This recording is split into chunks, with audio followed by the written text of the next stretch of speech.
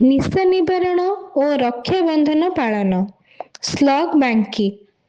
ବାଙ୍କି ସ୍ଥିତ ପ୍ରଜାପିତା ବ୍ରହ୍ମାକୁମାରୀ ଈଶ୍ୱରୀୟ ବିଶ୍ୱବିଦ୍ୟାଳୟ ତରଫରୁ ନିଶା ନିବାରଣ ସଚେତନତା କାର୍ଯ୍ୟକ୍ରମ ସହ ରକ୍ଷାବନ୍ଧନ ଉତ୍ସବ ଧୁମଧାମରେ ପାଳିତ ହୋଇଯାଇଛି।